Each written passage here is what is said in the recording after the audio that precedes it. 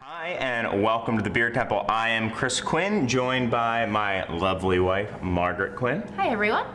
And today we have a pretty fun show. Margaret was in town, so to speak, and I asked if she would be interested in being on the show.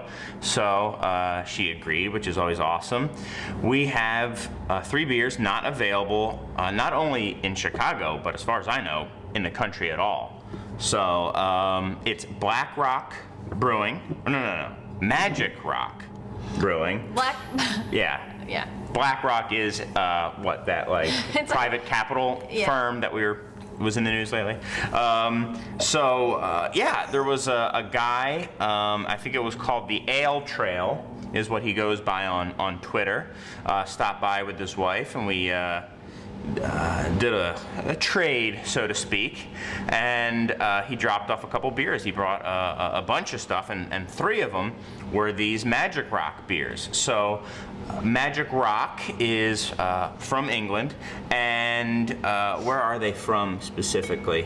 I don't know. Tanyard Road, Oak Hubbard. I can never understand addresses in England. Well, I don't know what's in Europe what. In general, So it's The Bed Factory, Cornbury Mills, Tanyard Road, Oaks, Huddersfield. So whatever. That's where they're from. To you, maybe that makes sense.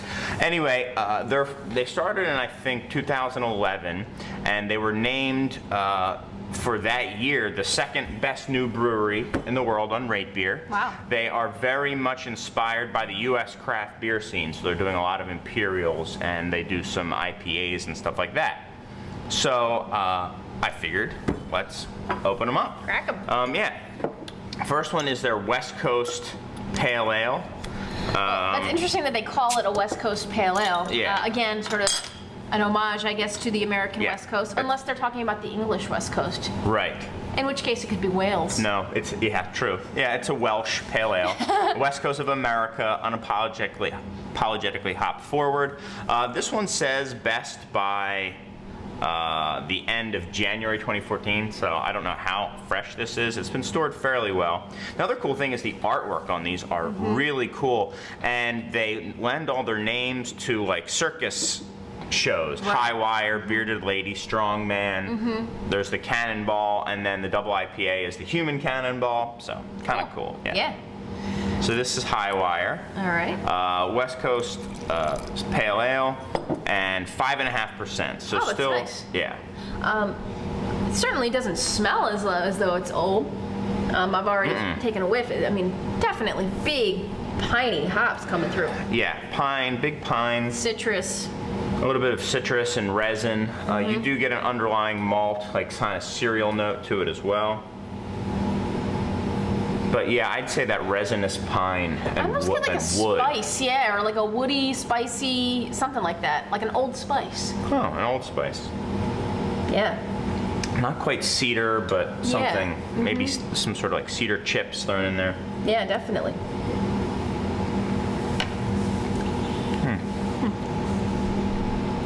Lighter and drier in the mouth than I would have expected. But I think that woodiness comes through in the taste as well, big time. I mean, and this almost tastes like, it's like when you go into a brewery and like kind of sometimes you could smell like barrels or something like that, you know. It seems like it tastes like and smells like that to me. Right. Yeah, definitely woody. I really like it. I mean, I think this is different. I mean, it's. I mean, I don't know if I would call it a West Coast style IPA because I think it's, to me anyway. Pale ale. Yeah, pale ale. But it's got something kind of very interesting and unique going on. English take on a West Coast Pale Ale. Also, who knows how old this is, but it's holding up pretty well. Yeah. And it's certainly in the Best Buy date. And not a ton of bitterness. Just kind of pleasantly bitter, I think. I really like it. A little bit of malty, like marmalade-y sweetness as well. Very pleasant beer. Definitely has that woody, almost tannic finish to it as well. Why don't you go first this time? I'm gonna say this is a 93 for me. I mean, I really like it. I think this is a very unique, interesting beer. Cool. I'm gonna go 89. I like it quite a bit, just not as much as you, but certainly one that I could see myself retrying if I ever got the opportunity. Yeah. Very cool. They also have really cool bottle caps. Oh, I have a neat. feeling they'll be going on our door. Yeah. Next is the Bearded Lady. This is their Imperial Brown Stout. So they're calling it an Imperial Stout, but it's an Imperial Brown Stout, which I don't know what that means. It is 10.5%. Born from the dark arts, blah, blah, blah, blah, blah. Yada, yada, yada. Dark Arts Brown Stout. Yeah, and it certainly is. And I mean, Imperial Brown Stout seems to be a correct name for this because it's very dark. I mean, or wait, Imperial Brown Stout, Imperial Brown Ale, is that what they're calling it? Stout. Brown Stout. Okay. So I was gonna say, yeah. Yeah, an Imperial Brown Ale I would get, but I mean, there's brown porters, Yeah. brown ales, but It's stout. I think is correct. Yeah, it's the thickness of it, you know, and the color, Yeah. really dark kind of tons of like chocolatey. toffee and caramel. There might be a little bit of diacetyl here, but it kind of works because it's got that like caramely butterscotch chocolate thing going. Yeah. Yeah. Almost like a candy bar, like nougat, Right. something like that. Yeah, nougat. Yeah. A little nutty as well. Nougaty, if you will. Nougaty. Nougaty. Diggity. All right, let's give it a taste. Some like molasses flavor to it. Dark sugars. What's the ABV on this? 10.5. Yeah, it kind of gave me that chill that I get sometimes when I'm drinking a big Yeah. beer of like, woo. There's a lot going on here. There's a little bit of that like umami savoriness to it. Yeah, a lot of complexity on the nose and the taste as well. Viscous, Yeah. full bodied, really like soft on the palate. You definitely get that umami, that like bordering soy, rich flavor as well. It's a little hot. It finishes with a really nice kind of roast, like a dry roast flavor, like a roasted cereal note Yeah. to it.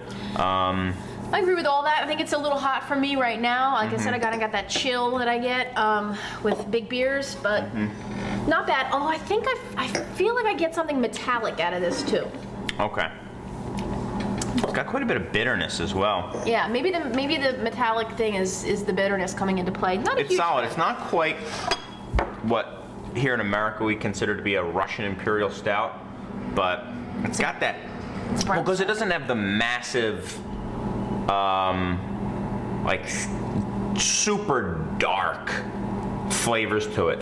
It's a little bit lighter while still being quite boozy as well. Brown I like Stout. this one. I'm gonna go 91. It's just very complex. A lot going on here. I like it quite a bit. I'm gonna go down a little further. I think to like 89 or something like that. Cool. There's a little hot, and it's like there's got that metallic tinge in it for me that I'm not Yeah. loving. Cool. Last but not least, one that is kind of really interesting. This is a Strongman barrel-aged barley wine, 12%. And this, they have the Cannonball as their IPA. The Human Cannonball is their double IPA. And then they did a special release called the Unhuman Cannonball, which was their triple IPA. And then they, I think, hopped that with like Citra and Centennial and a bunch of stuff. They took the base for that, and before they dry hopped it, they threw it in an Amontillado sherry barrel. Oh wow, that's Yeah, cool. and made this. Wow. So this is their triple IPA without the final hop addition to it, and then barrel aged in sherry. Interesting. Whoa, look at the color. That's cool. Yeah, so very kind of Golden. yeah, golden orange around the corners. And people think of barley wines as these big, dark colored beers, but they're, you know, to style, especially like traditional ones, are not necessarily that dark. And remember, we have probably a little bit of stouts left in here, so it's really, you know, Yeah. kind of tinging it even more. Yeah, annual release 2013, and 12%. Yeah, Yeah, this is a big beer. really cool. What's it called? Screen printed label here as well. Really, I mean, a great looking beer, very clear, nice head. I mean, it hides the booze better than the Imperial Brown, even though it's a 1.5 above it. Right. I think we're gonna have to see what the taste is like, because that's where I really got it on the Imperial Brown. But tons of like candied fruits. yeah, and I was gonna say like kind of like sweet, like red grapefruit, something like that. I'm getting like a candied orange, almost like those oranges that you get in like cans. Yeah. You know, Mandarin oranges. Mandarin orange, like a candied Mandarin orange. Made up a new food there. Yeah, but also some like drizzled like honey and It's a fruit cocktail. little nuttiness to it. Yeah. It smells really nice, and there is some hoppiness to it as well. I was gonna say for sure. The first thing I got out of it was hoppy. I mean, to be honest, and then you start kind of getting all those kind of sweeter notes out of it.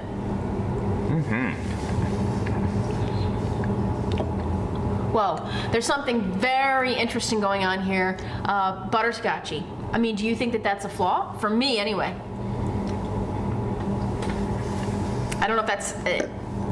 Do you get it like a toffee butterscotch thing? I mean, I know with barley wine. I do, but I don't get diacetyl. No, I don't think it's diacetyl too. I don't think it's a flaw. I think it's massive amounts of English malt. I don't know if it's like Maris Otter or whatever it is, but yeah, man, this is the most. This beer is the most of like that kind of that butterscotchy honey Golden biscuit, Promise malt. Honey biscuit quality that I can recall having that doesn't have diacetyl in it, because it's when I first had it I was like, okay, well, to me that's the overwhelming flavor of it, but it wasn't offensive as you might for me. I pick up diacetyl, I'm like, ugh, it's gross, but it was just like this massive like butterscotchy flavor. You do get some underlying tones of the sherry.